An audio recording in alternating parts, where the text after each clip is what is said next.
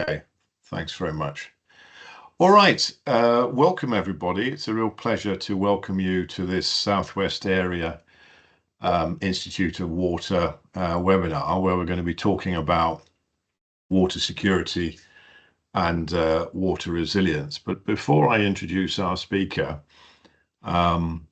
we've got about 100 people registered, in fact 110 I understand, which is fantastic, and we're just allowing people to join us.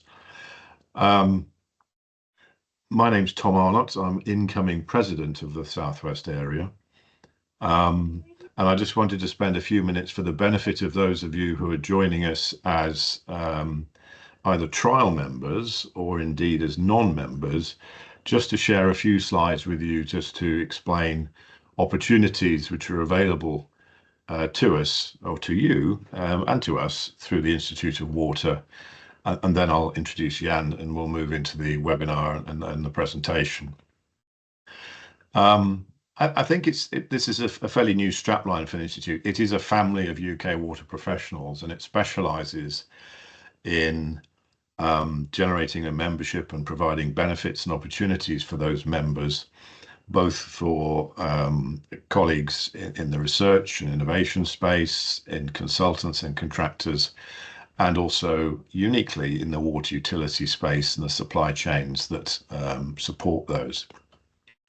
It offers a range of events. They could be webinars, they could be conferences, they could be site visits, they could be competitions and prize-winning opportunities, in-person events, as I say, or webinars like we're having today.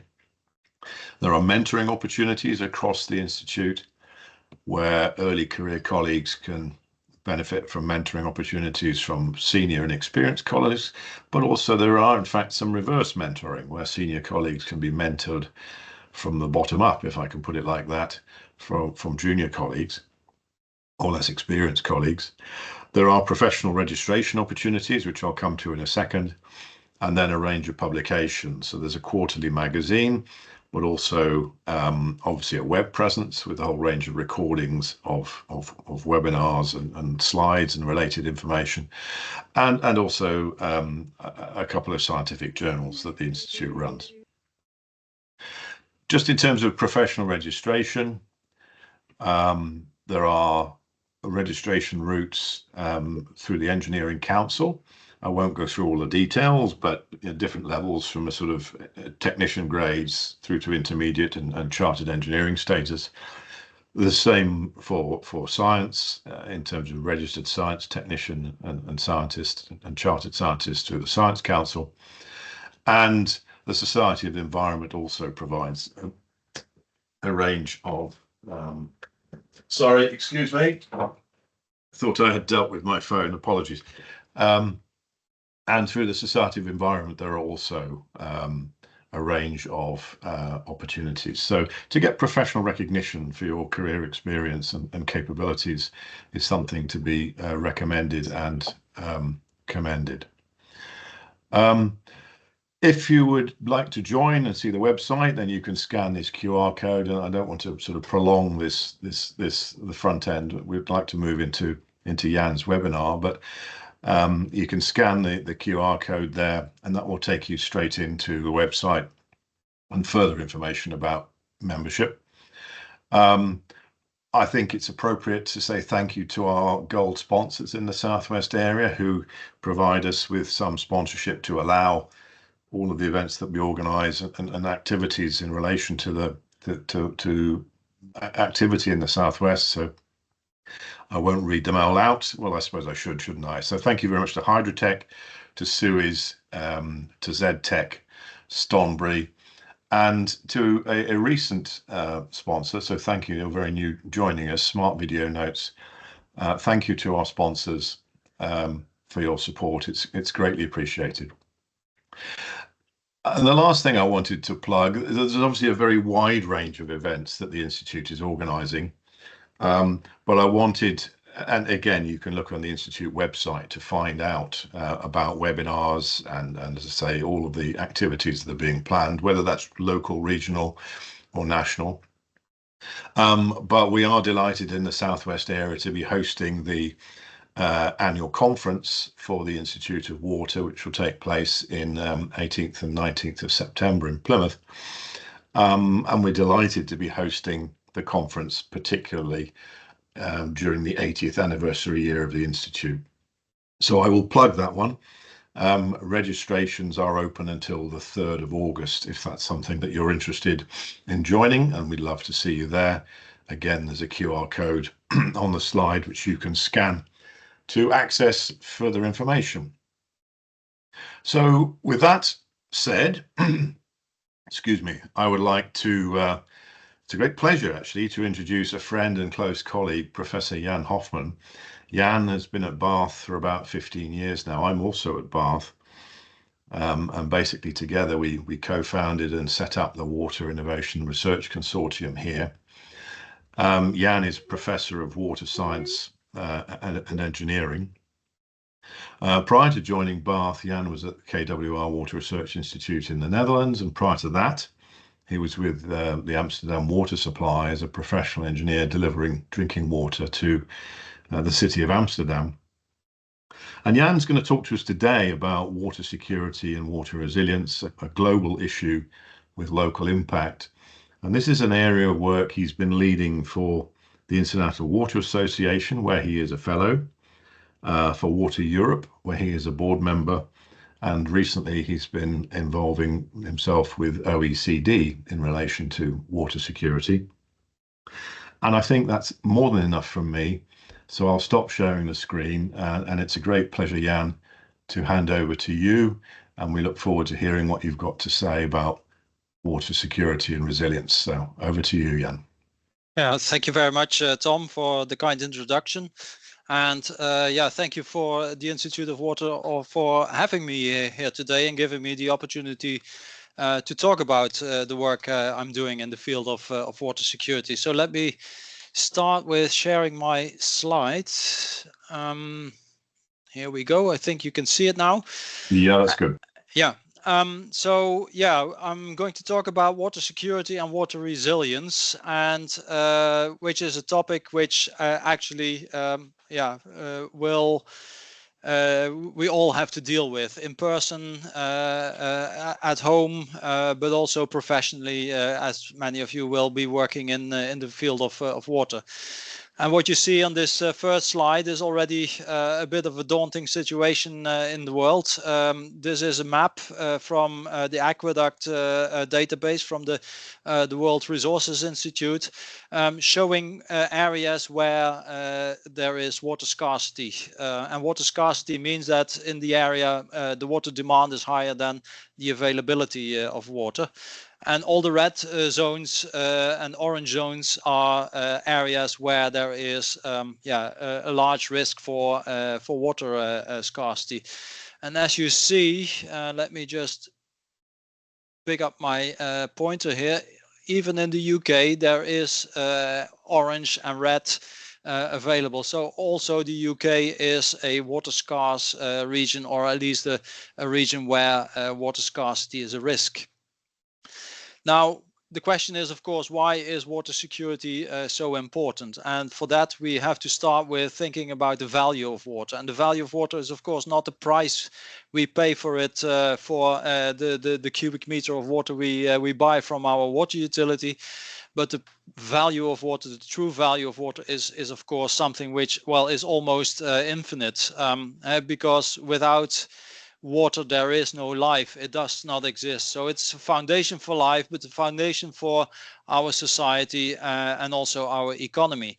And yeah, that means that you can distinguish between different aspects or different values in water.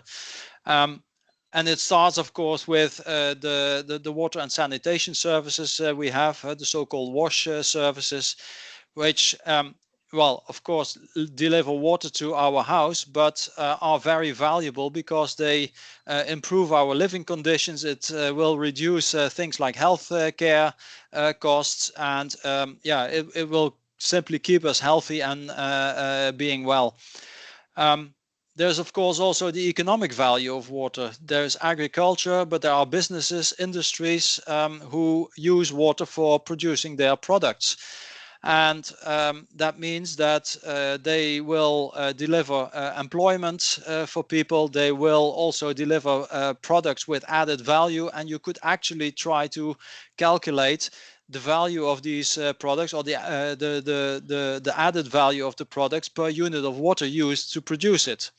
So there is an economic value of water in that sense. And then, of course, there are the water resources we use and the environment where our water comes from. Of course, that is also very valuable. It has value in the sense of delivering the water we need for our economic purposes and for our wash services. But it is also important because it can give us significant costs in terms of, for instance, flooding, or give us significant costs if we have a shortage of water and we need to find water from far away or elsewhere. And then finally, it's part of culture. Also, there is a socio-cultural value of water in the sense of how we perceive water, it all helps to contribute to our mental health, to our happiness, and even spiritual well-being sometimes is important with water. And you can consider that as well. All of us, we really would like to go to the beach. We want to walk along the river or along a canal, just to be close to the water, because that's an area where we feel happy. So that's also a value. Difficult to turn into a monetary value, but still it's a value that is important for water. And then finally, and last but not least, a very important one is, of course, the water infrastructure. These are, of course, the pipes and the storage facilities, the reservoirs we have to store water. And I think also they represent an important value in water. And it also means that if we want to have that value of water, it means that we also need to have good governance of these assets. So the value of water is, as I say, much more than just the price we pay for the value. And I think once we are going to consider the water security, we have to keep that value of water in mind, because that is in the end what we want to keep safe with water security.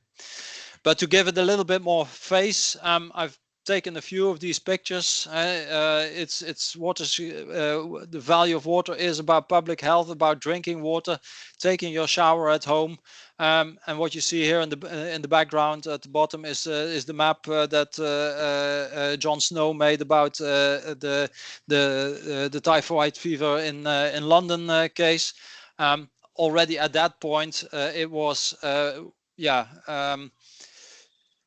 the people understood that water had a big value in terms of health. You see here some ecosystem services. This is the infiltration area in the dunes of Amsterdam, where I worked for 7 years. And you see here that the dune area, the nature, is actually used as a water treatment process. Of course, we have industry, paper mills, power stations, all use water. And of course, in our food production, water is important. But there can be situations like this, and that is where you really see the value of water. In our daily lives, we just open our tap in the water and we take it for granted that there's water coming from the tap and that it is clean and that we can trust it.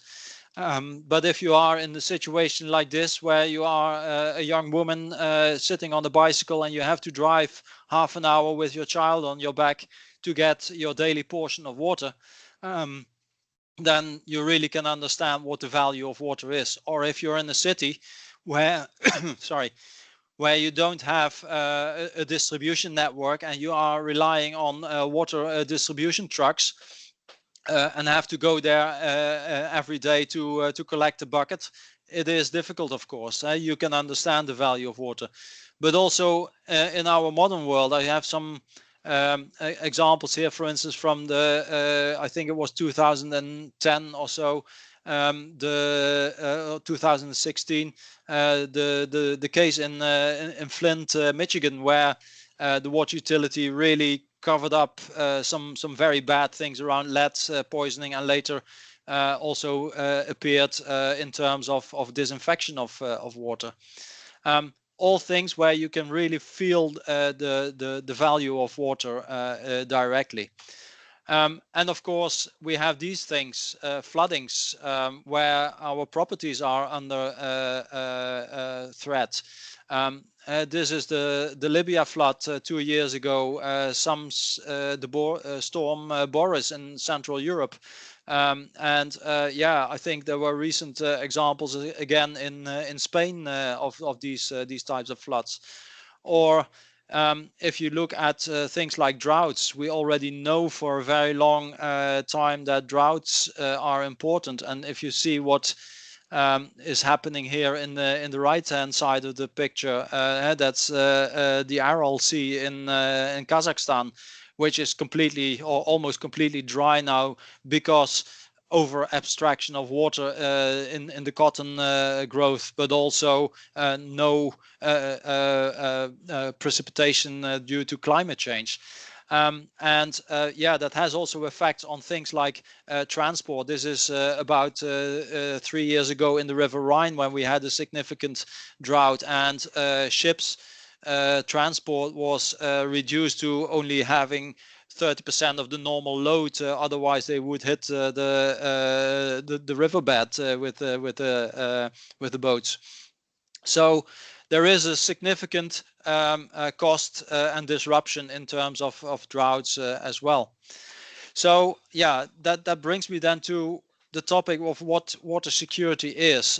So water security is actually the capacity of a population or an area to safeguard sustainable access to water of acceptable quality, and for sustaining livelihoods, for sustaining human well-being, but also to support economic development, including agriculture, and protect ecosystems and prevent damage from climate change.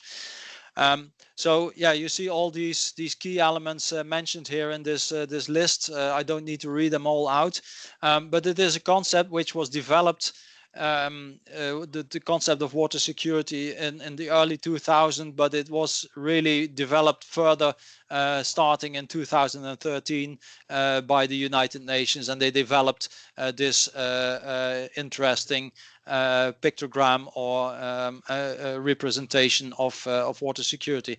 And what you also see in this diagram here is that water security on its own needs to be supported by things like transboundary cooperation, by financing and investment in the sector, by peace and political stability, which is very important to consider. And of course, what is very important is just good governance of the water sector. Without organizing things, it will not work. Now, yeah, you might say, well, water security is something for developing countries. It's true, but it's also true, very true for our own environment as well. Because it's actually talking about what is on this slide: too much, too little, or too polluted water. And water security works in different areas, as I've shown you, but also it works at different scales. It's something we experience in our house, whether we have clean water from our tap all day, 24/7, 365 days a year. It's something we find in our communities by having water in the area, being able to water our gardens and have a nice thing, contributing to cities, and all the way up to a national and global level when we are talking about the available water resources. And all these levels of where water is appearing are interacting with each other and need to be addressed in terms of water security. And then you get into situations like this, urban context. Of course, if you look at the current situation in the world, I think it's now about almost 70% of people living in cities. And cities are, of course, very complex areas. There's a lot of hidden infrastructure. There's a lot of population density affected by climate change, but also very heterogeneous. And you can see the heterogeneity in this picture. I don't know exactly which town it is. I think it's somewhere in Latin America. But actually, you can see here a bit of a slum type, low quality buildings next to very high, very rich flats, where people even have pools on their balconies. So the question is, if we're talking about water security, for whom is this actually available? Yeah, I think it means that we need to look into what type of perspectives decision makers can make or can give, and also where to make the decision. Where do we put our priorities if we talk about water security? Now, the first thing we need to do then, if we talk about urban water security, is of course starting to measure it. Can we measure it? Can we say this town is much more water secure than the other town? And do we have metrics for that? So we started to develop an assessment method in Bath, where we were looking from the perspective of this UN concept of water security, looking at cities. And of course, you can start with the city as a whole. Measure your indicators at the city level. But then you come to the conclusion, well, the city is big, and sometimes you have cities of 100,000 people living in the city, and sometimes you have a city of 10 million or even 50 million. So you can't compare that at that scale. It's good to give a first introduction, a first view on it, but I think you really need to drill down into smaller size neighborhoods or districts, residential areas in the city. So we started to develop a multi-level assessment in cities. And for that, we started to use the water security definition of the UN, with the 4 different areas. You can see them back here on this side of the graph. We were looking at a dimension of drinking water and human well-being. We were looking at the dimension of ecosystems, looking at economic activities and development, and into water related hazards and climate change. And for each of these dimensions, we developed a number of categories where we were looking for indicators, and each of the categories, as I will show you, will then include a number of performance indicators we try to evaluate. And we did that using a case study. The case study is the city of Campinas in Brazil. Now, why Brazil? Well, this work was done by a PhD student in Bath, Juliana Marcal, and she originated from this town or city in Brazil, and she wanted to do her hometown for the assessment. But also, and I think that's also important to mention here, is that in the city of Campinas, there was a big data set available which we could use for the assessment, because you cannot do an assessment if you don't have the data. So we used the data from Campinas, and we're actually looking at the city as a city basis. We were looking at a number of smaller regions within the city, and that work was published. And I've shown the link to the paper down here. But what we did in the work was developing this rose type indicator system, where you can see with the colors again the 3 dimensions, where as I already told you, we had a number of categories, and each category was then evaluated by in the outer circle a number of performance indicators. So we have, for instance, if we look at drinking water and well-being, we have water quality included, we have water quantity included, but also we were looking at things like public health and well-being from a waterborne disease area, and for instance the availability of social green spaces. Yeah, all these indicators were evaluated and yeah, used to characterize the city. And you can see the results of that, for instance, in this rows. Again, you can see the same color codes. The indicators we use are here on the outside, which are listed here. It's maybe a bit too small, but I think what you need to understand from this picture is that an indicator scores low is having a poor result if the value is close to 0. So if we look at a 1.5, that's water stress. This is very low here, so that means that there is a lot of water stress in the area. Values which are close to 1 are good. So if we look at a 5.2, recreational opportunities, they are around a lot in this place. And that means or 5.1, that's water diseases, that they were low, and of course that's scoring well. So the more filled this rose is, the better the situation is. If the rose is tiny, then you have a very stressed situation. If it is filled, it is of course a very good situation. That's how we normalized all our data. And as you can see here, City of Campinas had a number of areas where it was performing quite well, but there were also areas where it was less.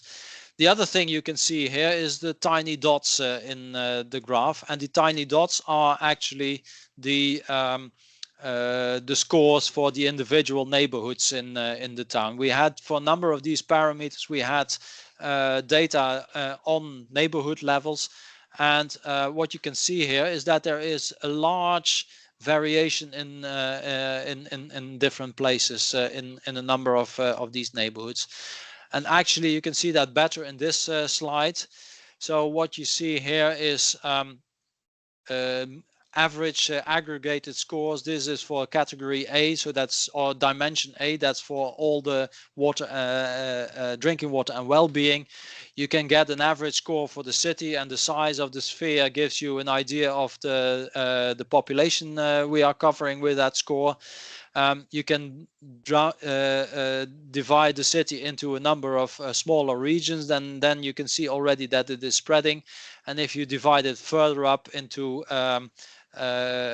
sectors and neighborhoods, then you can actually see that there is a big spread in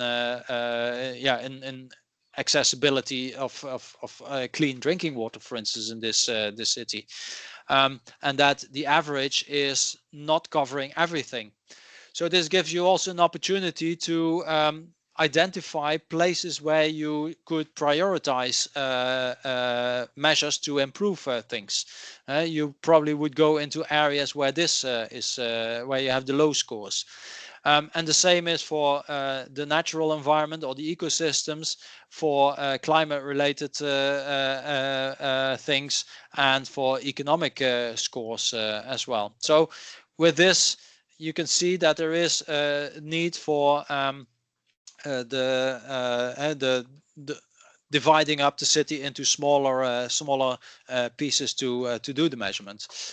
And then if you have that data, you can of course use GIS information to show it on a map. You can actually make it visible which neighborhoods are performing less, for instance. And you can see the color code is now the score. This is a map of Campinas, and yeah, the gray areas are rural areas around the city. Not so interesting from a perspective of urban water security, but you can see here, for instance, in the value of the drinking water and human well-being, that there are some areas here down in the city in the south where the scores are quite poor.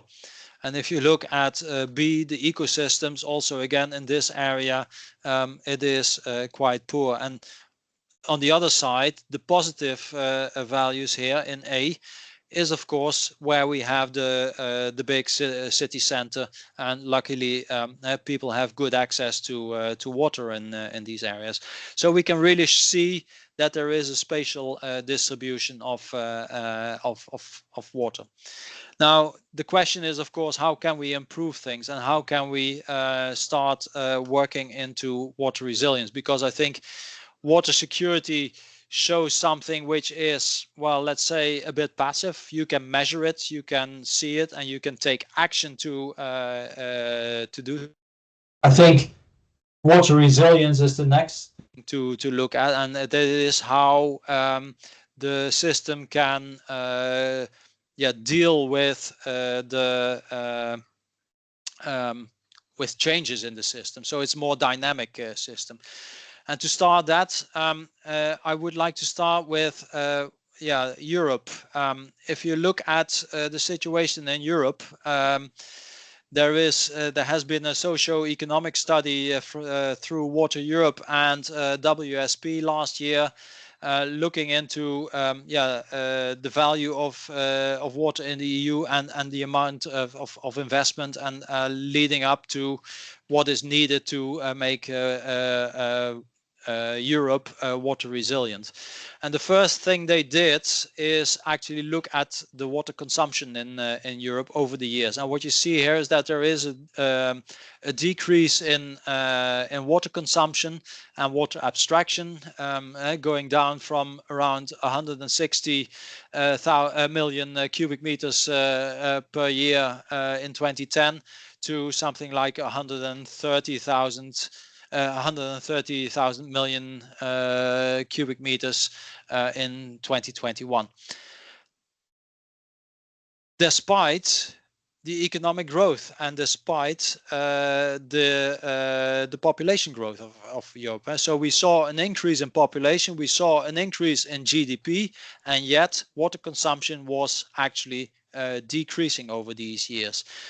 And that means that overall, Europe has become more water efficient. And I think the big conclusion from this is that investments over the years in water efficiency measures and investment in actually doing research to improve water efficiency is paying off. We are using less water and we produce more in Europe. So if we look at water resilience, there are of course a number of strategic sectors to look at. Europe has developed its water resilience strategy recently. It was published in June this year, and they identified a number of strategic sectors where it's very important for to create water resilience and to be able to deliver on to have enough water to make the GDP and the work in that sector growing. And the first one is of course semiconductors. Most of our semiconductors are now produced in Taiwan. But due to the geopolitical situation, Europe is considering starting to produce our own semiconductors to make us independent. And of course, that will drive a huge water demand, because producing these types of materials will use a lot of water. It's a very high water demand, and also a very high quality of water is needed for it. And of course, there is a big hazard here because production of semiconductors also includes the use of PFAS, which will be emitted to the environment. So it gives you an example of how important water resilience and also the emissions part of that aspect is. A second one is, of course, data management and data centers. We use more and more data. We use AI, and I will show you a little bit more of an example later on. But all these centers use a huge amount of cooling water, and it is increasing and increasing. And yeah, we need a lot of water for that, and we need to be ready to keep that development going. Of course, we also need sustainable food production. Population is growing, and that means that we need to increase crop yields. Yet we are in a water scarce situation, so we have to look at new opportunities to reuse water in agriculture and develop a sustainable food production in the area. In the same time, again, agriculture is also polluting. We see nutrients running off into our water resources. We see pesticides used. We see pharmaceuticals used for growing cows and animals. Yeah, there's a lot of work on water resilience in that area, and of course a final step or final strategic area for water resilience is of course renewable energy. We are going into new energy systems. Perhaps we are going to hydrogen, and for hydrogen electrolyzers we need a lot of clean water as well. But also for things like battery packs for electrical vehicles to produce the lithium involved with that, we need a lot of water to actually purify the ores of the lithium from the mining, and that will give us potentially a 30% increase in water demand. That's what is predicted in that area. So to give you a little bit more of an idea of what values we are talking about, say if you are sending once a week a 100-word email used or created by with assistance from an AI chatbot, let's say ChatGPT. So if you do that once a week or just once, it costs you about a bottle of water. 500 milliliters of water is used for it, and that same amount or that one email will cost you 0.14 kilowatt hours. Quite a lot of energy. If you do that once a week for a year, that's already 27 liters of water and 7.5 kilowatt hours. And if you are in a company or if you are in a country where 1 out of 10 employees is sending once a week an email which is created by ChatGPT, it costs you 220 liters of water per year, 220,000 liters of water per year, which is the same amount of water which is used by 1,400 persons per day. And it takes energy for about almost 7,000 UK households. So there's a huge amount of water and energy involved in AI, and AI is growing exponentially. So the water demand for that area will also grow exponentially. Another example is, for instance, the lithium or the materials we use in our new energy systems. Lithium is a typical example of that, but also things like cobalt and copper and rare earth are important.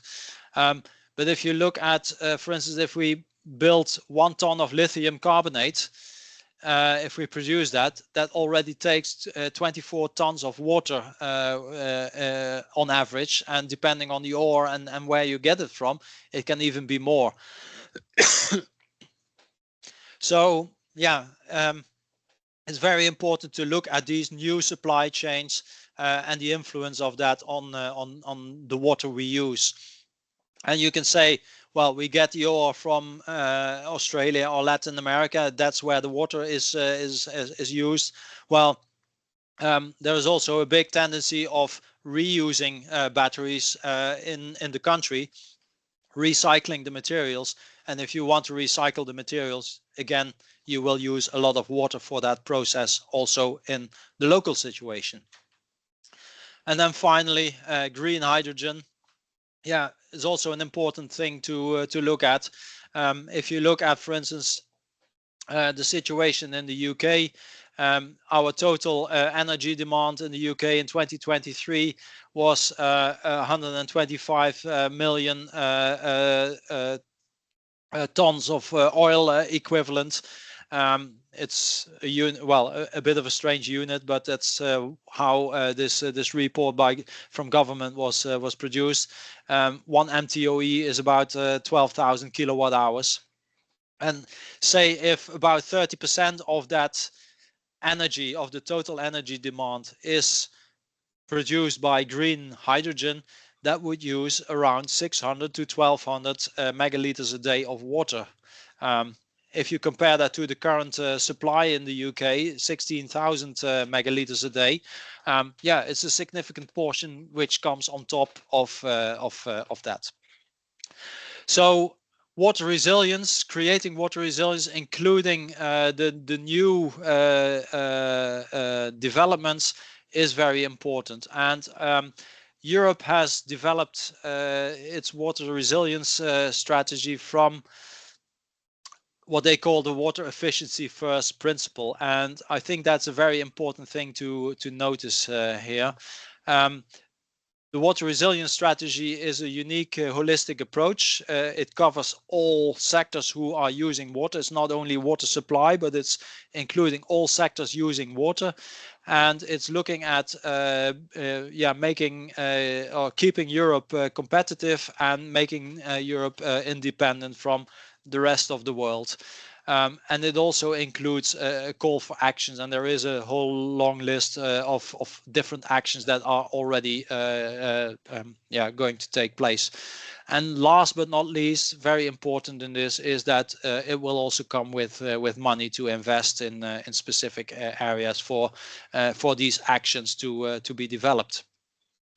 But I think the main thing is that the main thing of these water efficiency first principles is that we have to reduce our water demand. We can try to use less in all kinds of activities, and if that is not working, the next step is of course to enhance our water efficiency. Can we do more with the same amount of water? And if efficiency is not enough, then we can take the next step to go and do reuse of water. So we have to deal with the water we actually have. We have water available, and we can reuse water. And what you do by enhancing efficiency and enabling water reuse is actually decoupling growth, production, living from the actual water you have. You are just recycling the water as a recyclable good.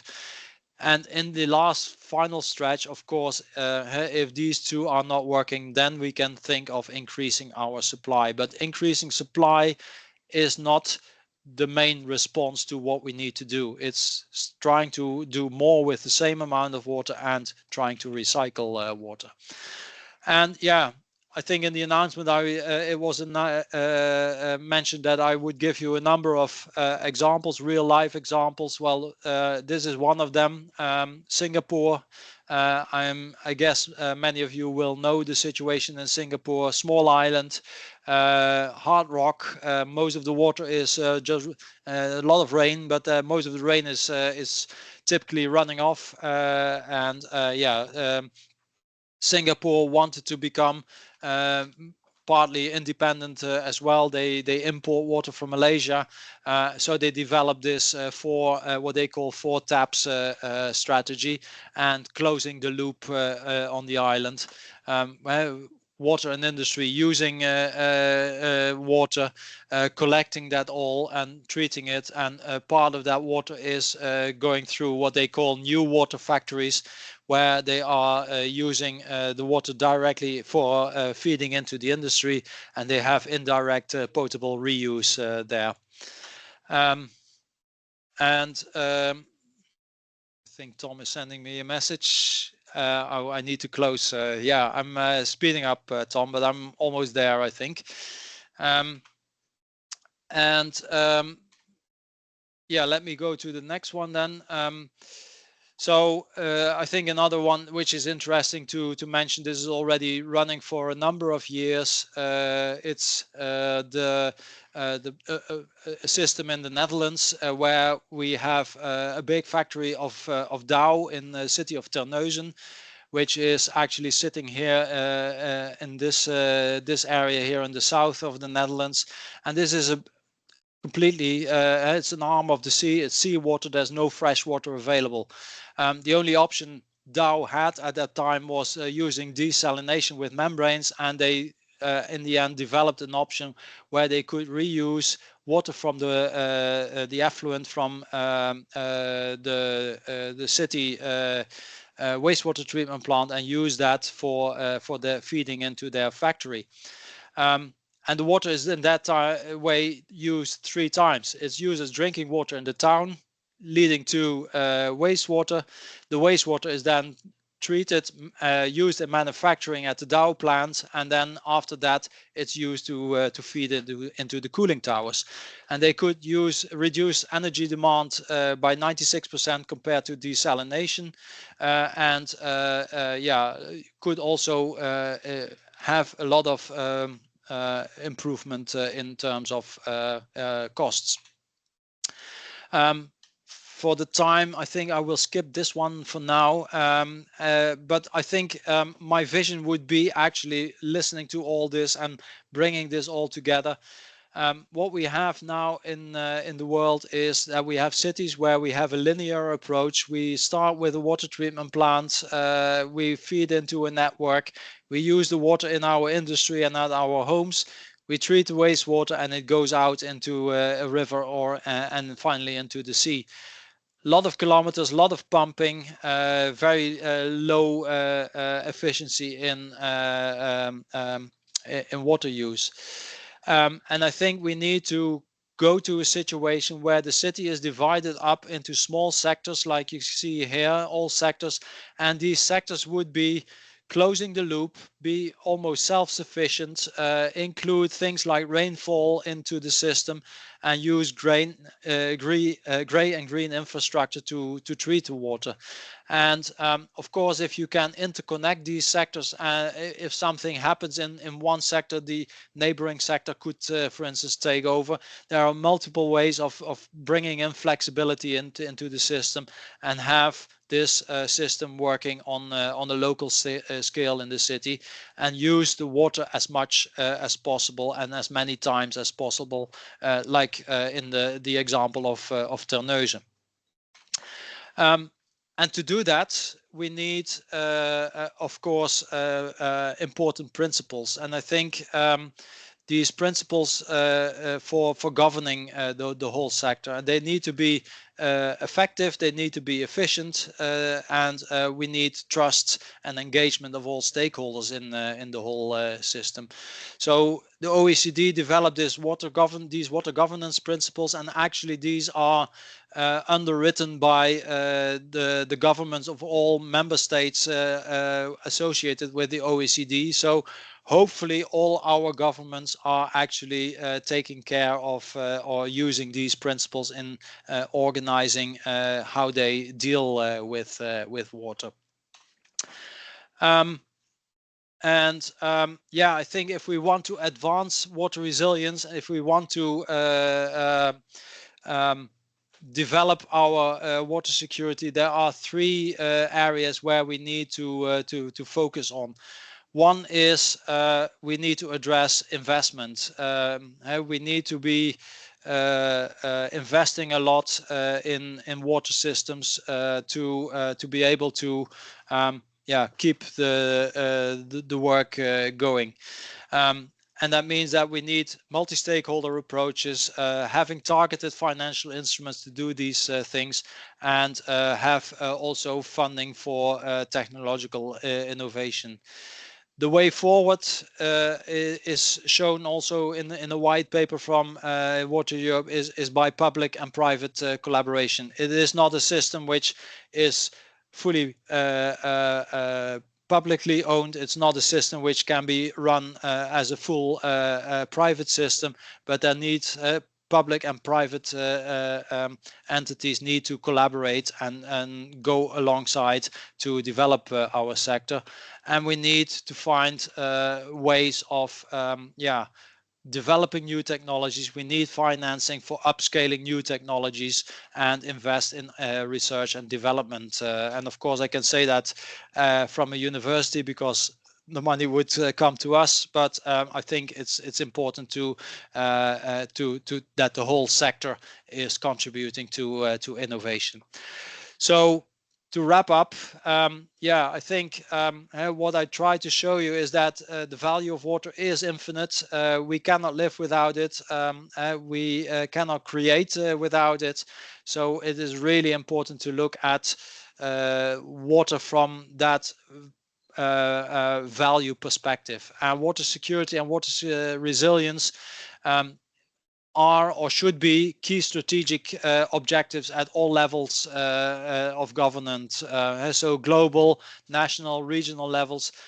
It should be a part of our society, but also part of our government. And actually, I think what is important to mention is that water is a crucial infrastructure or a critical infrastructure we need to maintain at all times. And that means that we need governance and finance in place, contributions from all key stakeholders involved, and we need to de-risk investment in the sector and have a long-term and robust plan for the future. And I think with that, I will finish for now. I'm happy to answer a few questions. And perhaps I stop sharing my screen. Tom, over to you. Thank you, Jan, very much indeed for a fascinating presentation, covering really, obviously a complex topic, but one which we absolutely need to grapple with. Abby, I don't know, can people raise a hand? Because I can't do that at the moment. It's been disabled for me. Are people able to raise a hand or... Yes, that should still be enabled. I've just tested it on my end. People can absolutely raise a hand and I can unmute them. Or alternatively, if you want to pop any questions in the chat, we can find those and ask Jan those questions. Sure. Okay. Thanks, Abby. Well, we've got actually a wide range of colleagues in the audience from water company board members across to very early career colleagues.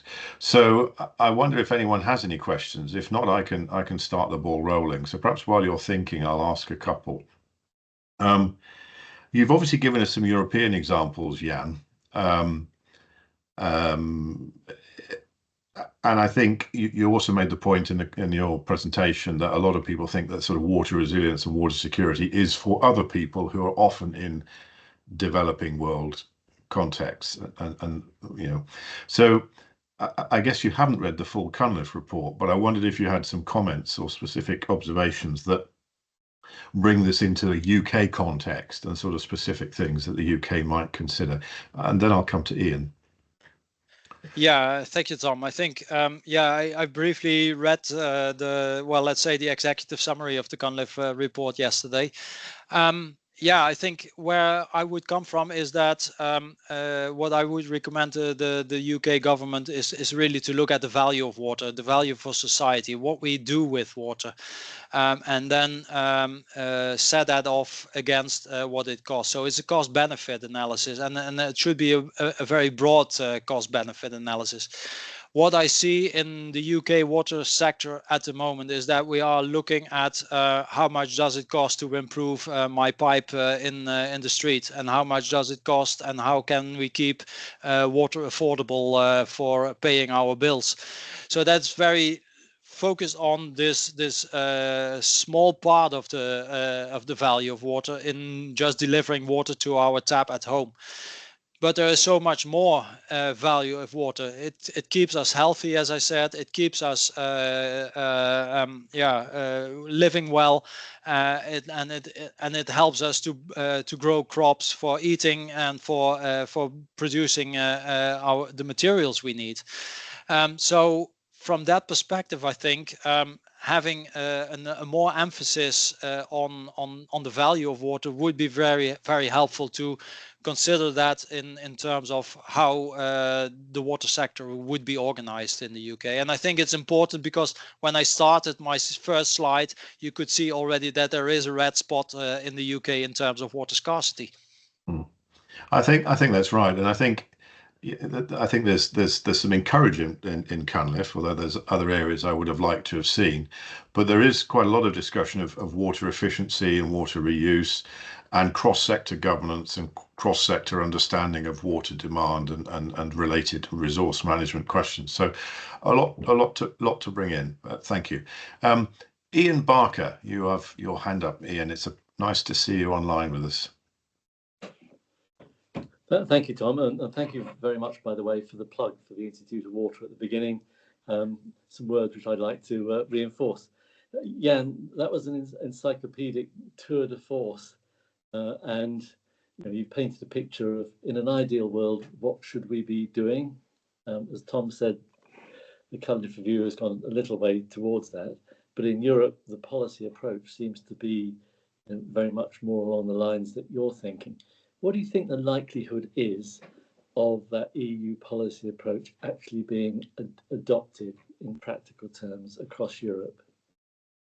Yeah, I think it will go in that way. There is a lot of traction in terms of developing funding for it. There will be a water fund coming up. I think there is no other way than going forward with this, because looking at the geopolitical situation, the way, let's name it by name, Russia and the US are acting at the moment, forces us into becoming more independent. And the only way of doing that is by also have attention for water, because without water that would not be possible. So I think the European Commission really understands that we need to go for that. They are putting the funding for it. But it's of course very early days now. The water resilience strategy is only a little bit more than 1 month old. But all directions are going into the right way. I think if you look at the graph I showed you, that already since 2010 our water abstraction and water use in Europe is decreasing, even with growth in GDP and population. I think it's already happening in that way. So yeah, I think it will happen in Europe. I admire your confidence, but just very briefly on the geopolitical situation. Of course, water security also means food security and energy security. So it's win-win-win. Thank you. Well, I think just a comment on that one, Ian, that Jessica Roswell, she is the new commissioner for environment, water resilience, and a competitive circular economy. And those terms are all in the title of her responsibility in the European Cabinet. And she made a very interesting remark at her induction hearing, where she said we have talked far too much about carbon and energy, and not relatively, and not nearly enough about water. So if anyone can swing it, it's clear that the commissioner has that as in front and center of her thinking. But you're right, we will see. And clearly in the UK, we have a long way to go in that direction. A question from Gerald Tian, and I don't know whether you're going to be able to answer this, Jan. The question is, how big will the water fund be, or the water investment fund? And I assume that that's with relevance to supporting the water resilience strategy in Europe. Yeah, I'm not fully sure about that, to be honest. I think that's still under debate in the Commission. There have been some recommendations going into the Commission about how big it should be, or at least how water investment should be increased. But yeah, actually, I don't want to say a figure here because I don't know exactly what. So it might be a wrong number, which I would say then. Yeah, I don't think I've seen one yet. No. But again, just perhaps back to Ian's point before we wrap up, there's a lot of emphasis on industrial water efficiency and reuse, and there's strong correlations between energy efficiencies and water efficiencies. And generally, if you save energy, you save water. Equally, if you save water, you save energy. So there's an inevitability, if we drive those things, that we might get more resilience. I'm happy to keep going, although we are obviously past 2 o'clock. Perhaps there's one more question from Ian, which we'll take. And I just wanted to note Colin Robinson's comment from Avides. And Colin's obviously been a participant in the case study, Jan, that you gave in Terneuzen in the Netherlands. And Colin's offering to share more information for anyone who would like that. So thank you, Colin, for that. We'll close with one last question from Ian Story. What are the practicalities of incorporating water resilience into the current AMP cycles? You know, the big one, £108 billion, with the aged infrastructure and with the UK context. I don't know if you've got a few fairly brief thoughts on that one, Jan. That could be a very long conversation. Well, given the time.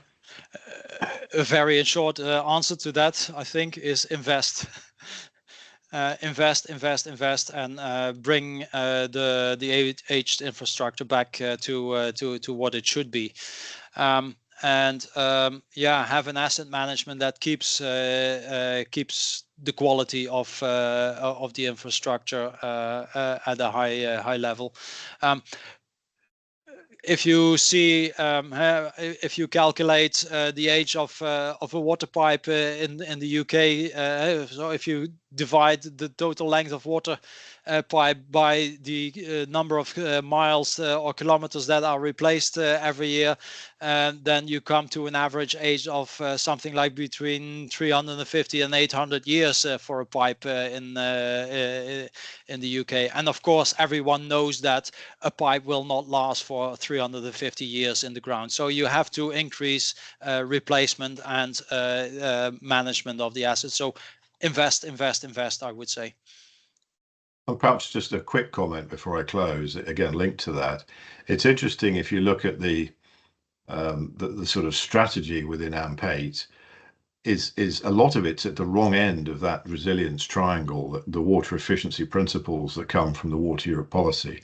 And what I mean by that is expanding water availability rather than looking for efficiency, resilience, and reuse. So 9 new reservoirs and some massive transfer systems interregional.